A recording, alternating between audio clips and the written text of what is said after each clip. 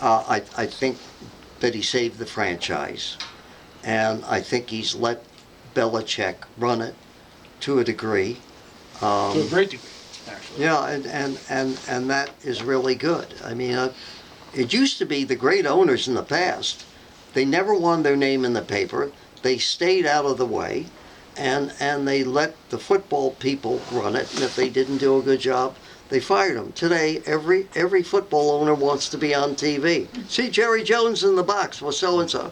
See Bob Kraft in there with Kissinger. To me, that's BS. But bottom line is, I think Kraft's been a great owner.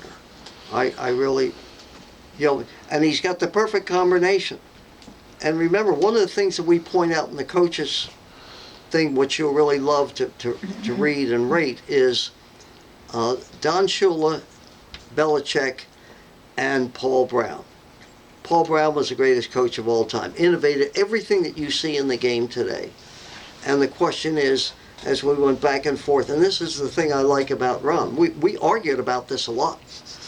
Because I think to make a good decision, to make a good decision, you need somebody. You don't need somebody to say, "Well, tell me what you think." You need somebody to say, "Oh, let's think this out."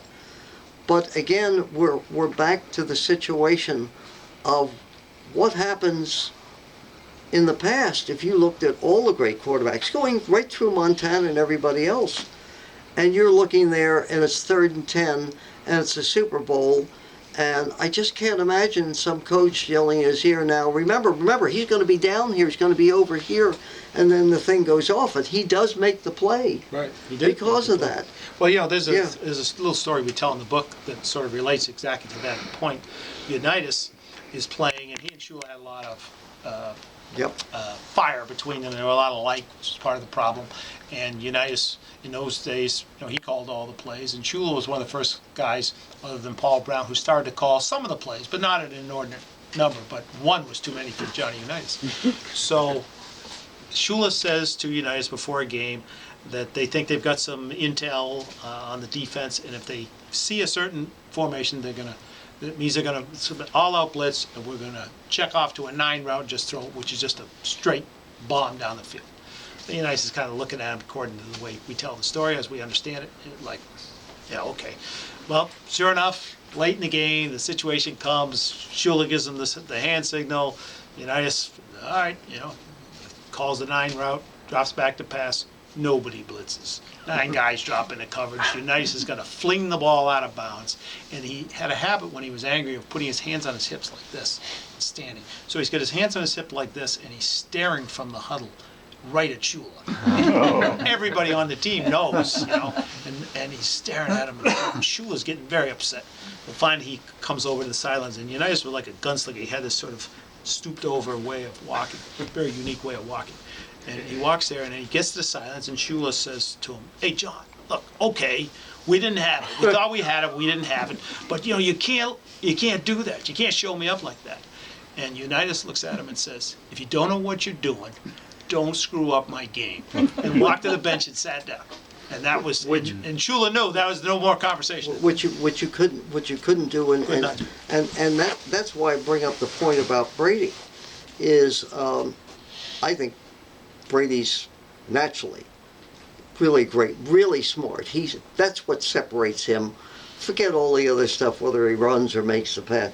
That's what separates him from everybody else. But the thing with Unitas, and he and Brady are a lot alike in some ways, except Brady is not going to give Belichick any crap. Right. And he's not going to work at Bethlehem Steel in the morning. and that's, by the way, what I think made him and those players great players.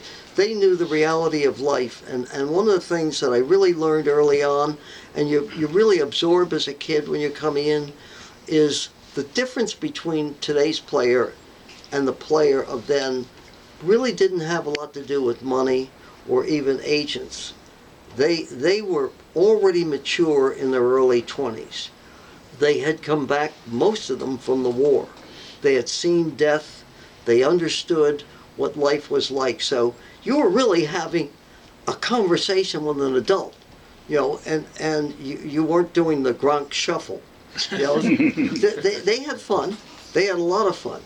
But that's what I kind of admired about them. Tom Brokaw's great book on the greatest generation. If you ask me who are the greatest people that I met in sports, I'd say, forget whether they were good or not.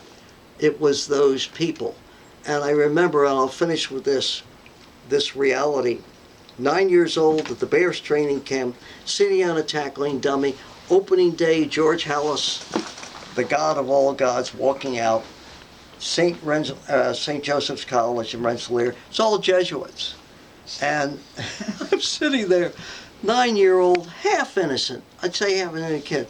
I'm hearing language like I never heard in my life. And they scrimmage every day then. Guys are getting knocked on their ass. They're getting up, and I remember I felt really badly. I said, all these people are killing each other. And I remember, and this is a thing I remembered right through my life, is this big player comes by, puts his arm around me, and he said, remember one thing, son, if you get knocked down, you better get up. And that's the way I see life. That's it.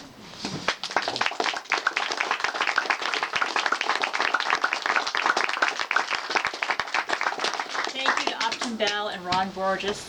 The stories we heard tonight are